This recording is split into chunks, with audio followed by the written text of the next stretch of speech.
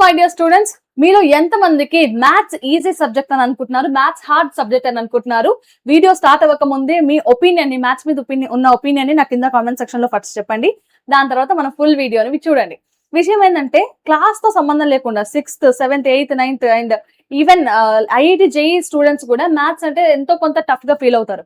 So because maths లో చిన్న చిన్న మిస్టేక్స్ వల్ల, అది ఎక్కడ జరగని కాదు, తెలిసి కూడా చిన్న చిన్న మిస్టేక్స్ మనం అలవాట్లో ప్రాపర్ లాగా చేయడం వల్ల, అండ్ అలాగే not only while solving the question, అసలు దాన్ని ప్రిపేర్ అయ్యే ప్రాసెస్ లోనే చిన్న చిన్న మిస్టేక్స్ ఉండడం వల్ల, ఈ గ్యాప్స్ ఉండడం వల్ల మనకి మ్యాథ్స్ కష్టంగా అనిపిస్తుంది.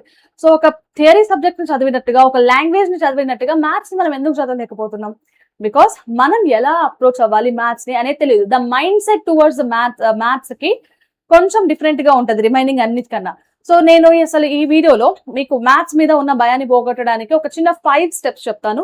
ఒక 1 వీక్ లేకపోతే ఒక 10 days నేను చెప్పిన ఈ 5 స్టెప్స్ ఫాలో అవ్వండి. ఆ తర్వాత కూడా ఇంకా నాకు మ్యాథ్స్ అంటే భయం ఉంది అని అంటే మీరు డైరెక్ట్ గా నా టెలిగ్రామ్ కి టెక్స్ట్ చేయొచ్చు, లేకపోతే కింద కామెంట్ సెక్షన్ లో పెట్టొచ్చు, మ్యామ్ లేదు మీరు చెప్పిన ఏది వర్కౌట్ కాలేదు అని. Okay, so I'm all ready for your comments. And students, ఒక 5 minutes నేను చెప్పే ఈ స్టెప్స్ వినండి. దాని తర్వాత ఖచ్చితంగా మీరు నెక్స్ట్ 1 week కి 10 days కి మీరు ఒక మ్యాథ్స్ ప్రాబ్లమ్ సాల్వ్ చేసేటప్పుడు తేడా మీరే గమనిస్తారు.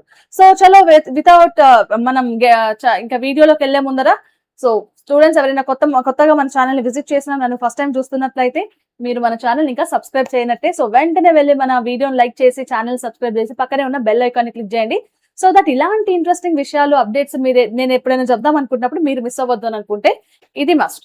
సో చలో నేను అసలు ఈ వీడియోలోకి వెళ్ళి 5 స్టెప్స్ చెప్పడానికన్నా ముందు ఒక చిన్న స్టోరీ చెప్తా. ఓకే, సో మన లాంగ్ ఎగో ఒక రాజుల కాలంలో ఒక రాజు ఒక 2 మనుషులకి ఉరి శిక్ష వేసేసాడు. దట్ రేపు వీళ్ళని ఉరి తీసేయండి. సో ఫస్ట్ పర్సన్ ఏంటి, ఇంకెట్లాగూ రాజు ఆదేశం ఇచ్చాడంటే వీళ్ళు ఎట్లాగూ జరిగే తీరుతుంది, సో రేపు ఎల్లుండేందుకు నన్ను ఈ రోజే వాళ్ళు రాజు చెప్పిన టైంకే ఉరి తీసేద్దాం అని ఇంక అతను ఫిక్స్ అయిపోయాడు అండ్ గివప్ ఇచ్చేసాడు లైఫ్ మీద. సెకండ్ పర్సన్ ఏం చేశాడంటే, రాజా నన్ను ఒక 2 రోజులు లేకపోతే అట్లీస్ట్ ఒక 1 day తర్వాత ఉరి తీయండి అని అన్నారు. సో ఫస్ట్ పర్సన్ కి అర్థం కాలేదు, అండ్ దాని తర్వాత ఫస్ట్ పర్సన్ ని చెప్పినట్టుగానే అదే టైంకి ఉరి తీసేశారు. బట్ సెకండ్ పర్సన్ విషయానికి వచ్చేసరికి ఆ ఒక రోజు ఎక్స్చేంజ్ చేయమన్నాడు కదా, నెక్స్ట్ డే కి ముందే రాజు ఆ నైట్ చనిపోయాడు. సో దట్ ఏమవుతుంది, ఆ ఖైదీలందరినీ కూడా వీళ్ళు రిలీజ్ చేసేసారు. ఇప్పుడు ఏం జరిగింది, ఫస్ట్ పర్సన్ గివ్ అప్ ఇవ్వడం వల్ల తొందరగా చనిపోయాడు. సెకండ్ పర్సన్ ఇంకొక రోజు బతుకుదాం అన్న ఒక చిన్న ఆశతో మొత్తం లైఫ్ లాంగ్ బతికే ఒక ఫ్రీడమ్ ని సంపాదించాడు. సో ఇక్కడ సేమ్ మీరు కూడా మ్యాథ్స్ లో ఏదన్నా క్వశ్చన్ రాకపోతే, చలో ఇది నాకు ఇంకా మ్యాథ్స్ ఇంకా లైఫ్ లో రాదు అని గివ్ అప్ ఇచ్చేయకుండా, సరే ఇది రాలేదు ఫర్ ఇంకొక క్వశ్చన్ చేద్దాం, అది కూడా రాకపోతే చూద్దాం, ఇంకొక క్వశ్చన్ చేద్దాం అన్న ఒక మైండ్ సెట్ ఉంది కదా, ఆ మైండ్ సెట్ తో మీరు మ్యాథ్స్ లో ఎలాంటి ప్రాబ్లం అయినా సాల్వ్ చేయగలరు. సో గివ్ అప్ ఇచ్చేయకుండా ఖచ్చితంగా ఇంకొక క్వశ్చన్ చేయడానికి మీ మైండ్ ని ప్రిపేర్ చేసుకొని ఆటోమేటిక్ గా అదే ఒకదానికి మీకు మ్యాథ్స్ లో ఉన్న భయాన్ని పోగొట్టి సక్సెస్ ని తీసుకొచ్చి పెడుతుంది. సో అలాంటి ఒక 5 steps ఏంటంటే, the first one visual support. So ఇది విషయం పెద్ద పేర్లలాగా ఉన్నాయి కానీ మనం నార్మల్ గా మాట్లాడుకుందాం. ఇప్పుడు మీ స్కూల్ నుంచి ఇంటికి వెళ్ళాలి. ఓకే, మమ్మీ రాలేదు, డాడీ రాలేదు, పికప్ చేసుకోవడానికి వర్క్ ఉంది, సో మీరే నడుచుకుంటూ వెళ్ళాలి. ఎలా వెళ్తారు? సో ఫస్ట్ రైట్ తీసుకోవాలి, దాని తర్వాత లెఫ్ట్ తీసుకోవాలి, అండ్ ఇలా వెళ్ళాలి అని మీకు తెలుస్తుంది కదా. మీరు ఏమైనా గుర్తు పెట్టుకున్నారా? Like first left, first right అది కాకుండా, లేదు ఈ రూట్ లో కాకుండా ఇంకో రూట్ లో తీసుకెళ్ళినా కూడా, గల్లీలు మారినా కూడా మీరు ఇంటికి వెళ్తారు కదా. ఎందుకు వెళ్తున్నారు? ఎందుకంటే మీరు మీ ఇంటికి వెళ్ళడానికి ఖచ్చితంగా ఇదే దారిలో వెళ్ళాలని గుర్తుపెట్టుకోలేదు, దాన్ని నేను బట్టి పట్టలేదు, జస్ట్ అర్థం చేసుకున్నారు అంతే. ఓకే, ఇలా వెళ్తే ఈ రోడ్ వస్తుంది, ఇలా వెళ్తే ఈ రోడ్ వస్తుంది, ఈ రోడ్ ఎక్కినామంటే మళ్ళీ మా ఇంటికి ఇది దారి అని అర్థం చేసుకున్నారు కదా. సేమ్ మ్యాథ్స్ కూడా అంతే. నువ్వు ఏదైనా ఒక ప్రాబ్లమ్ ని సాల్వ్ చేద్దామని అనుకున్నప్పుడు ఫార్ములాస్ ని బట్టి పట్టొద్దు. ఫార్ములాస్ ని బట్టి పడితే చిన్న చిన్న అప్లికేషన్స్ లో ప్లస్లు మైనస్లు మార్చే దగ్గర దొరికిపోతాం. కాబట్టి ఫార్ములాస్ ని బట్టి కొట్టొద్దు. సందర్భానికి తగ్గట్టుగా ఫార్ములాని మార్చుకునే పరిస్థితులు ఉంటాయి. అప్పుడు మనం మిస్టేక్ చేయకుండా ఉండాలంటే ఫార్ములాని అర్థం చేసుకోండి. ఫర్ ఎగ్జాంపుల్, నువ్వు ఏదైనా ఎగ్జాంపుల్ ప్రాబ్లమ్ సాల్వ్ చేస్తున్నప్పుడు ఈ ఫార్ములా యూటిలైజ్ చేస్తే ఏం జరిగింది, ఆ ఫార్ములా యూటిలైజ్ చేస్తే ఏం జరిగింది, సో ఈ మోడల్ కి ఇదే ఫార్ములాని ఎందుకు యూజ్ చేయాలి, ఇలాంటి క్వశ్చన్స్ అడిగి నువ్వు దానికి ఆన్సర్స్ ఫైండ్ అవుట్ చేయి. ఆటోమేటిక్ గా నీకు ఆ ఫార్ములా గుర్తుంటుంది. అండ్ ఇంకొక విషయం, ఎప్పటికప్పుడు వాటిని రివైజ్ చేస్తూ ఉండాలి. అంటే అట్లీస్ట్ ఒక రోజులో దాన్ని 1-2 సార్లు చూసావు అనుకో, ఒక గోడ మీద రాసుకొని పెట్టుకోవడమో, లేదంటే ఏదన్నా ఫోన్ వాల్ పేపర్ మీదనో లేకపోతే నువ్వు రెగ్యులర్ గా చూసే ప్లేసెస్ లో ఫార్ములా లిస్ట్ ని కనుక రాసి పెట్టుకుంటే దెన్ నీకు అది క్లియర్ గా తెలిసిపోతుంది. అండ్ సెకండ్ వన్ ఏంటంటే డీప్ ప్రాక్టీస్. సో చాలా మంది స్టూడెంట్స్ మిస్టేక్ చేస్తానేమో అన్న భయంతో క్వశ్చన్స్ ని అసలు సగం అటెంప్ట్ చేయరు. So what I suggest is mistake అయినా మంచిదే, మిస్టేక్స్ చేస్తేనే మనం లైఫ్ లో కానీ ఈవెన్ మ్యాథ్స్ లో కానీ మనం సబ్జెక్ట్ లో కానీ నేర్చుకుంటూ వెళ్తూ ఉంటాం. సో మిస్టేక్స్ అవుతాయేమో అని భయపడితే మనం ఏమీ నేర్చుకోలేము. కాబట్టి what I feel is mistake చేయి.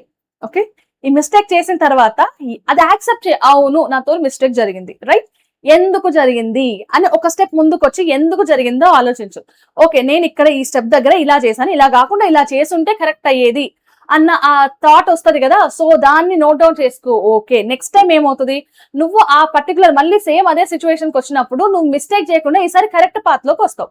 సో నేనేమంటున్నాను, మిస్టేక్ చేసినా కూడా మిస్టేక్ ని ఎవాల్యుయేట్ చేయి, ఎవాల్యుయేట్ చేసి మళ్ళీ ట్రై చేసి నెక్స్ట్ టైం అది రిపీట్ అవ్వకుండా చూడు. మిస్టేక్స్ చేయి, కానీ ఒకటే మిస్టేక్ ని 2 సార్లు చేయకు, అప్పుడు పెద్ద ప్రాబ్లం అవుతుంది. చేసిన మిస్టేకే మళ్ళీ మళ్ళీ చేస్తున్నాం అంటే నువ్వేమి నేర్చుకోవట్లేదు, నువ్వేమి తెలుసుకోవట్లేదు, ఇంప్రూవ్ అవ్వట్లేదు అని అర్థం. కాబట్టి ఒక మిస్టేక్ ని ఒకసారి మాత్రమే చేయాలి.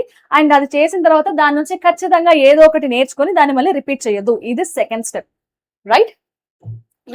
మ్యాథ్స్ మనకి చాలా లైఫ్ కూడా నేర్పిస్తుంది అన్న. ఇప్పుడు మ్యాథ్స్ లో చెప్పే ఇప్పుడు నేను ఫస్ట్ స్టెప్ గానీ లేకపోతే ఈ ద సెకండ్ స్టెప్ గానీ మీరు లైఫ్ కి కూడా ఇన్వాల్వ్ చేసుకోవచ్చు. సో మీరు ఒకసారి ఒక విషయం నేర్చుకున్నారు అని అంటే మ్యాథ్స్ లో ఎక్కడో ఒక దగ్గర ఉపయోగపడుతుంది. సో చాలా మంది బయట యూట్యూబ్ లో చెప్తుంటారు దట్ నేను ఇవాళ ఈ పని చేస్తున్నా, బట్ నేను 10th క్లాస్ లో A+B² ఫార్ములా నేర్చుకున్నా, ఎక్కడ ఉపయోగపడుతుంది అని. మేబీ నువ్వు తీసుకున్న ప్రొఫెషన్ కి ఉపయోగపడకపోవచ్చు, కానీ వరల్డ్ నడుస్తుంది అని అంటే ఏదైనా కన్స్ట్రక్షన్ జరుగుతుంది, ఏదో ఒక పని జరుగుతుంది, అక్కడ పని చేసేవాడు ఖచ్చితంగా ఈ ఫార్ములాని యూటిలైజ్ చేసే ఉంటారు కదా. సో ఇలాంటి వితండవాదాలు మానేసి మనం మన పని మీద ఫోకస్ చేద్దాం. దట్ ఇప్పుడు ఈ మధ్య కొత్తగా ఏంటంటే క్యాలిక్యులేటర్స్ వచ్చేసినాయి. బయట ఎక్కడికి వెళ్ళినా ఫోన్స్ ఉన్నాయి కదా పిల్లల చేతుల్లో, పెద్దల చేతుల్లో. సో ఒక షాప్ కి వెళ్ళి ఒక 2 వస్తువులు తీసుకున్నామంటే ఎంత అయింది అని ఒక షాప్ కీపర్ కి ఎంత ఇవ్వాలి అనేది మనం యాడ్ చేసేస్తున్నాం, క్యాలిక్యులేటర్ తీసేసుకుంటున్నాం. సరే ఒక 500 ఇచ్చేసినాము, సో ఈ రిమైనింగ్ అక్కడ నుంచి మనకి ఎంత రావాలి మనం మళ్ళీ క్యాలిక్యులేటర్ ఓపెన్ చేసి చూస్తున్నాం. సో ఈ చిన్న చిన్న ప్లస్లు మైనస్లు అడిషన్ సబ్ట్రాక్షన్ కూడా మనం క్యాలిక్యులేటర్ యూజ్ చేస్తున్నాం కాబట్టి మన బ్రెయిన్ అసలు ఎఫర్ట్స్ పెట్టట్లేదు, చాలా ఈజీగా ఆన్సర్స్ రావాలని కోరుకుంటుంది. కాబట్టి అక్కడ కూడా మనం ఫెయిల్ అవుతున్నాం. So what I suggest is చిన్న చిన్న థింగ్స్ ఉంటాయి కదా మన డే టు డే లైఫ్ లో చేసే షాపింగ్ బిల్స్ కానీ లేకపోతే డిమార్ట్ బిల్స్ కానీ, ఆర్ఎల్స్ నువ్వు ఒక షాప్ దగ్గరికి వెళ్ళినప్పుడు మమ్మీ తీసుకురమ్మన్న సామాన్లు అయిపోయిన తర్వాత మనకి ఎంత చేంజ్ కావాలి, ఇలాంటివన్నీ కూడా నువ్వు మైండ్ లోనే క్యాలిక్యులేట్ చేయి. సో దట్ అది నీకు మ్యాథ్స్ లో హెల్ప్ అవుతుంది. ఇది చాలా కాన్షియస్ గా చేయాలి ఈ పని. ఎవరు చేస్తారు వినేటప్పుడు అంత బాగుంటది కానీ ఇది ఆ టైంకి గుర్తురాదు అని అనుకోవద్దు. ఇది కాన్షియస్ గా చేయండి. అండ్ అలాగే ఇంకొకటి, మన బ్రెయిన్ ఎట్లా ఉంటుందంటే మనకు నచ్చిన పని చేయడానికే ఎక్కువ ఇంట్రెస్ట్ చూపిస్తుంది. మనకి ఏదైనా పని నచ్చట్లేదు లేకపోతే మనం దానిపైన ఎక్కువ ఫోకస్ చేయాలి లేకపోతే మన ఎఫర్ట్స్ పెట్టాలనుకున్నప్పుడు దాన్ని అంత ఇష్టపడదు. ఎందుకు అనంటే ఇప్పుడు ఎగ్జాంపుల్ ఏంటంటే ఇప్పుడు మనకి ఏదన్నా ఫార్ములా వచ్చింది లేకపోతే ఏదన్నా ఒక మోడల్ వచ్చింది, మెథడ్ వచ్చింది. సో అదే మెథడ్ కి సంబంధించిన 10 క్వశ్చన్లు చేయమన్నా నువ్వు వితౌట్ హెజిటేషన్ నువ్వు చేసుకుంటూ పోతా ఉంటా చాలా హ్యాపీగా. సో నీకు అసలు స్ట్రెస్ అని అనిపించదు. నేను అదే 10 క్వశ్చన్లు డిఫరెంట్ మోడల్స్ ఇచ్చింది అనుకో, అప్పుడు నువ్వేం చేస్తావు, చెయ్యవు. నువ్వు నీకు వచ్చిన 1-2 మోడల్సే చేసి మిగిలినది పక్కన పెట్టేస్తావు. బట్ ఎగ్జామ్ ఎప్పుడు అలా ఉండదు కదా, మల్టిపుల్ చాప్టర్స్, ఇప్పుడు 14-15 చాప్టర్స్ నుంచి ఆల్ క్వశ్చన్స్ ఇవ్వాలి, చాలా క్వశ్చన్స్ ఇవ్వాలి. మరి అలాంటప్పుడు నీకు నువ్వు ప్రాక్టీస్ చేసిన మోడల్ వస్తుందన్న గ్యారంటీ ఏంటి? సో అందుకని టెక్స్ట్ బుక్ ఓపెన్ చేసి ఒకటే మోడల్ కి సంబంధించిన 2-3 అంతకు మించి పోవద్దు. ఆ మోడల్ అర్థం చేసుకొని దాన్ని ఎలా మెథడ్ జస్ట్ చెక్ చేసుకో, అది బ్రెయిన్ లో పెట్టుకో, అంతేగాని మెథడ్ నాకు వచ్చింది నేను ఇలాగే చేస్తాను ఇలా చెయ్యను వద్దు. మన బ్రెయిన్ ఎప్పుడు కంఫర్ట్ జోన్ లో ఉంచుకోవద్దు. డిఫరెంట్ మోడల్స్ ని డిఫరెంట్ క్వశ్చన్స్ ని మనం ట్రై చేస్తూనే ఉండాలి. ఇది 4th one. And the 5th one ఏంటంటే చాలా మంది ఈవెన్ నేనే చెప్తా స్టూడెంట్స్ కి దట్ నేను మొన్నటి వరకు ఫిజిక్స్ క్లాసెస్ చెప్పినప్పుడు ఫిజిక్స్ ఎగ్జామ్ రోజు టిప్స్ కింద పేపర్ మొత్తాన్ని కూడా ఫస్ట్ 1-2 సార్లు చదువు, దాని తర్వాత నీకు ఏవి వచ్చు ఏవేవి రాదో దాన్ని బట్టి నువ్వు పేపర్ని అటెంప్ట్ చేయని చెప్తా.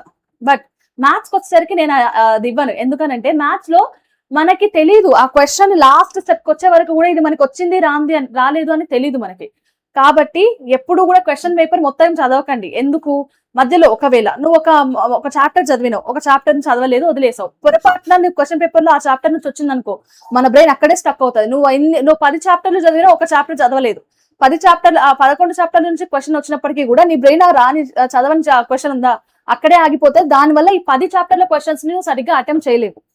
కాబట్టి వన్ బై వన్ అటెంప్ట్ చేసుకుంటూనే అంతేగాని ఇంకా ముందుకెళ్ళకు. ఓకే, వచ్చిందా ఫైన్, రాలేదా ఇంకొక దానికి వెళ్ళు. ఇదే ప్రొసీజర్ తో మీరు ఎగ్జామ్ ని కూడా అటెండ్ చేయండి. సో పీస్ఫుల్ గా and with in the time నువ్వు ఫినిష్ చేస్తావు. సో ఈ రోజు నేను ఏం 5 టిప్స్ చెప్పినా గుర్తుంది కదా.